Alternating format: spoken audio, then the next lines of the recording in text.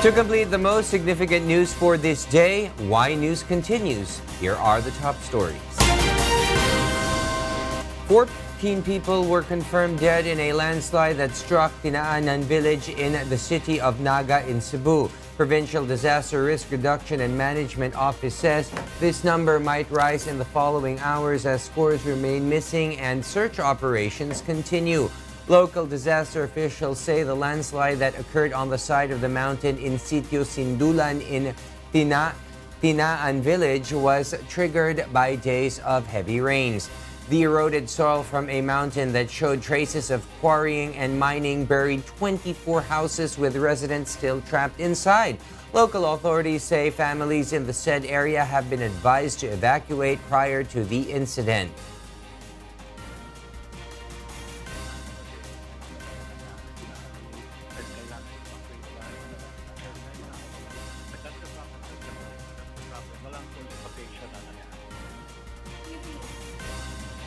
The city government is looking to use heavy equipment to fast-track the search effort, which is being done manually as roads leading to the site have been damaged. Evacuation centers have also been set up for residents who evacuated their homes. So natay tulo karon nga gi-establish na evac centers. And then ang katong mga casualties ato ana nasa day grupo ana nga ni coordinate from sa site diretso sa punerarya and all ato ang assistance and all the expenses ato ang i-cover. Meanwhile, 9 volunteer rescuers were killed and 2 others were missing in the ongoing search operations in the landslide hit Itogon, Benguet. The volunteer rescuers died while they were searching for victims from a previous mudslide in Barangay Lawakan, which is one of the areas in Itogon that were struck by landslides during the onslaught of Typhoon Ompong. Among those killed are 22-year-old Mark Anthony, who insisted in joining the mission despite the unfavorable weather, and Hector Milo, who served as a spotter for the victims in the landslide area.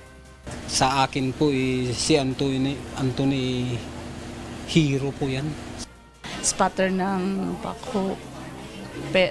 Pero nung nandun na sila sa gitna ng kalsada, doon na rin pumutok gumuho yung lupa. Calvin Melchor, the son of a missing backhoe operator, is also determined to use the same equipment to find and recover his father's remains. Patuloy pa rin ang operasyon po ng paghahanap sa tatay ko kasi mahirap, masakit. Yun yung nararamdaman namin ngayon, mga pamilya niya.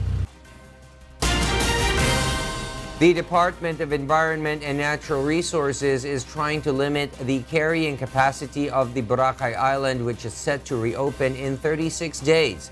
DENR will strictly allow a population of only 60,000 individuals and 19,000 visitors at a given time. The agency is also looking to implement a control card system for those wishing to reside on the island. Tourists must also pass through a service operator to determine if the island has reached its limit. Once we hit the critical mark, then that's a red flag for us already to say that they have to be able to present their reservations for the hotels that are compliant, so that we can advise the hotels that they're already over the limit. Hotels on the island will also be required to have only one service vehicle, and tricycles and other modes of transportation will also be reduced. A dry run has been set on October 15 prior to the island's soft opening on October 26. In other news, the Department of Agriculture is eyeing to implement a ban in the importation of well-milled rice varieties next year as its prices remain high in local markets. In an exclusive interview with UNTV, Agriculture Secretary Manny Piñol explains that by banning the importation of fancy rice, local farmers will be pushed to plant more high-quality rice varieties to meet the demand. Piñol also shares that following the official return of the National Food Authority under the Agriculture Department, and his appointment as the new chairman of the NFA Council through Executive Order number 62. His priority now is to solve the rice mess and lower the price by increasing the volume of NFA rice on the market. The official says President Rodrigo Duterte has already approved the proposal to import more rice to full load all NFA rice outlets in the country. What is happening is instead of bringing down the price, yung imported na bigas ngayon na fancy rice, jasmine, long grains, are actually being sold at as much as 58 pesos per kilo. So nasaan yung murang presyo? Initially, Sec, mga ilan po ang may pala na ba ako ilang metric tons? Basta sabi ng Pangulo, punuin ko yung bodega. Pupunuin ko yung bodega. 12 billion pa yung pera ng NFA.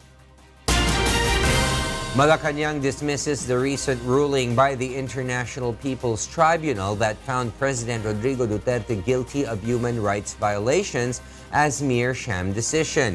According to presidential spokesperson Secretary Harry Roque, the said tribunal that convened in Brussels, Belgium, is comprised of propaganda body by left-leaning groups. That's a sham decision. It has no official sanction. The validity of the findings will depend on the credibility of the tribunals. I'm in this field of law. I do not know who sat there. They appear to be a propaganda body of the international left, if not the, and therefore, we set it aside as being a useless piece of propaganda against the government. But the National Union of People's Lawyers stresses the tribunal is initiated by the people to seek redress when traditional institutions are either limited or skewed. The IPT findings will reportedly be submitted to the United Nations Human Rights Council, European Parliament, and International Criminal Court in The Hague, Netherlands.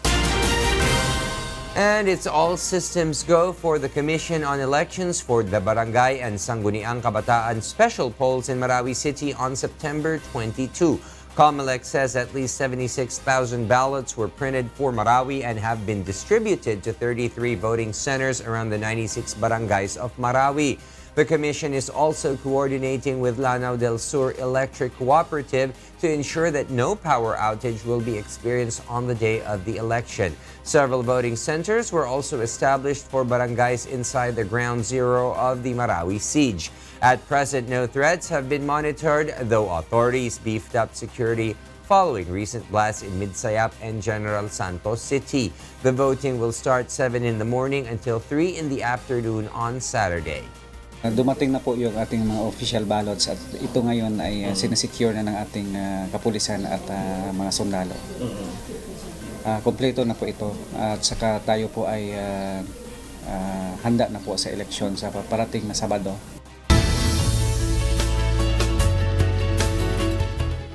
Rains will prevail over Visayas, Mindanao, and parts of Luzon. Leslie Longbowen is at the UNTV Weather Center to tell us why. Leslie? Yes, good evening. There is currently no tropical cyclone or low pressure area inside the Philippine area of responsibility. However, an intertropical convergence zone is affecting southern Luzon, Visayas, and Mindanao. This will bring rains in Visayas, Mindanao, and in Mimaropa. Meanwhile, Metro Manila and the rest of Luzon will experience fair weather. According to Pag-asa, temperature in Metro Manila tomorrow will range from 24 to 32 degrees Celsius, 15 to 25 degrees Celsius in Baguio City, and 25 to 32 degrees Celsius in Metro Cebu and Metro Davao. Tomorrow, the sun is expected to rise at 5:45 in the morning. That's weather forecast. Back to the studio. Thank you very much, Leslie Longbowen from the UNTV Weather Center.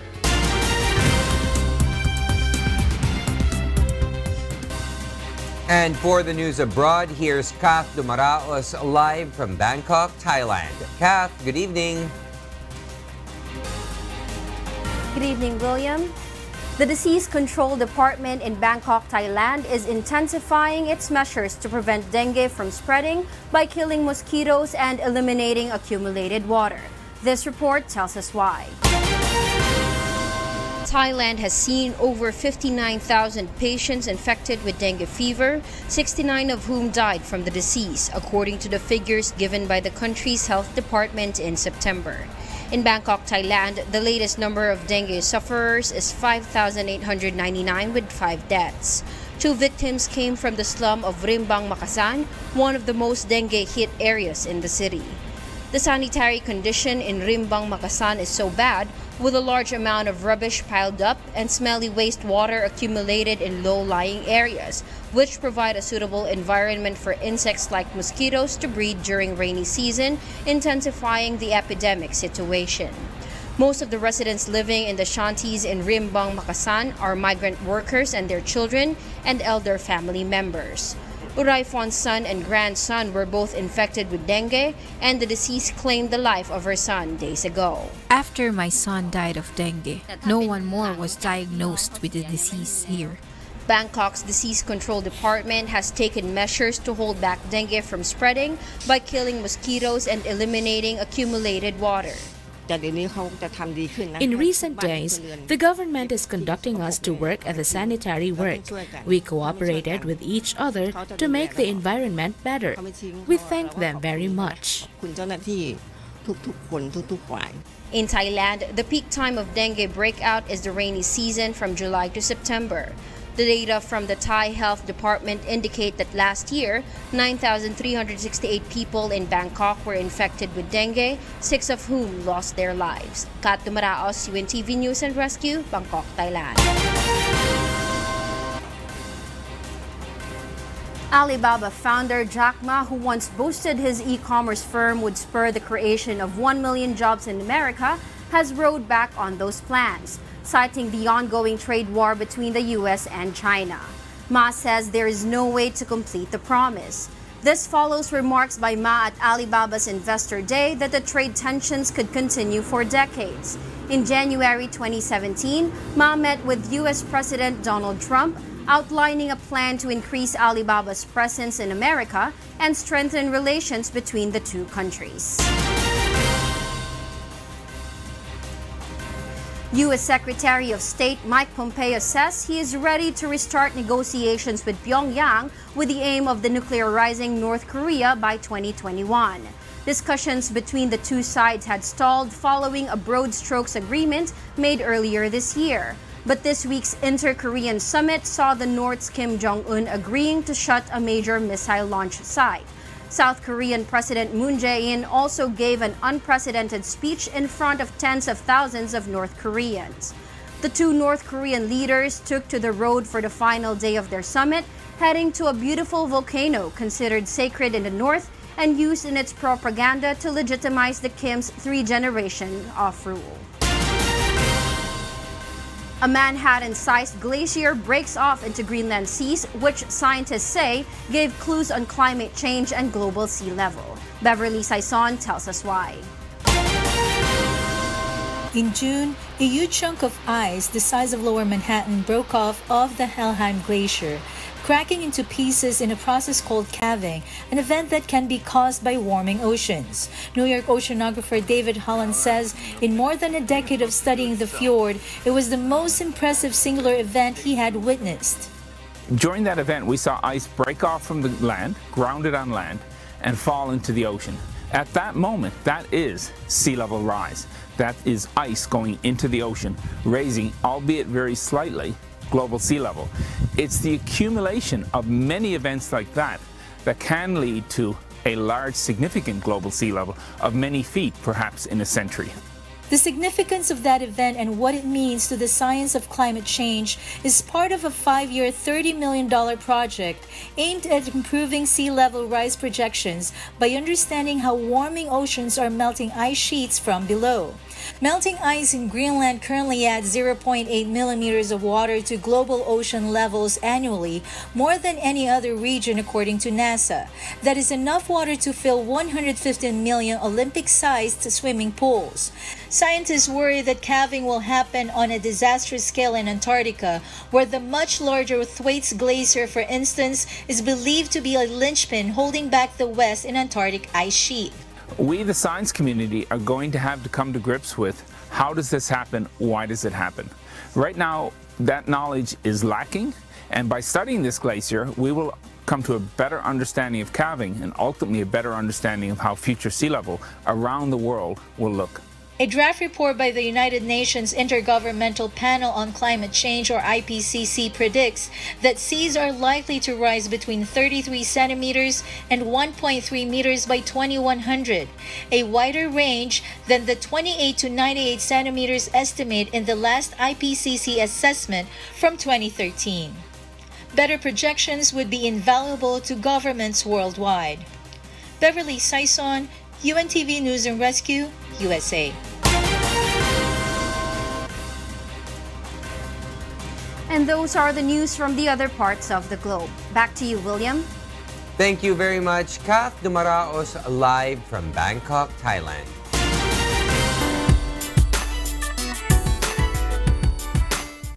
Wish 107.5's Wishcovery competition brings hope to aspiring singers of Central Luzon.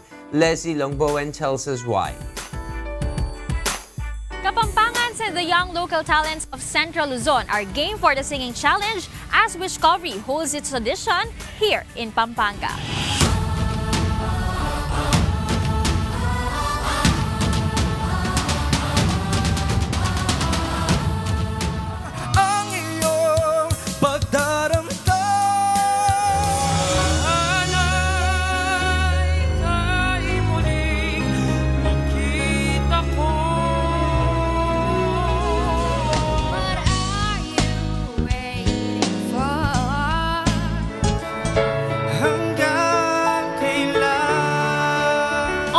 From Tarlac, Business Administration student Cheska Ramos traveled to Angeles City for the audition, hoping to perform on this state-of-the-art Wish Bus someday.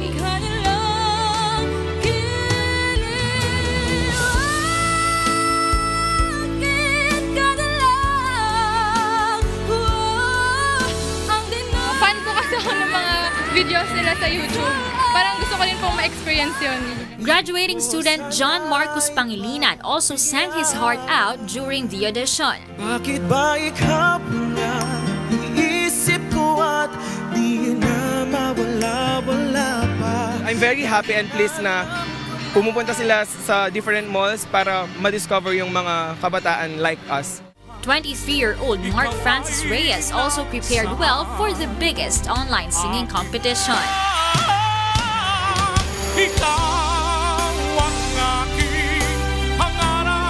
Kasi dito sa Wishcovery, talagang yung singing contest nila prestigious. Yung sabihin mo lang Wish FM, alam ng tao na, ay malaki yan, maganda yan. Wishers who are students and aged 18 to 25 can still join Wishcovery Season 2. The last open mic audition will be held at Robinson Santa Rosa on October 1. Lassie Lomboan, UNTV News and Rescue, Angeles City, Pampanga. And those are the reasons behind the news September 20, 2018. On behalf of Angelo Castro III and Angela Lagunsad, I am William Theo. Because we need to know, we will always ask why. Good evening.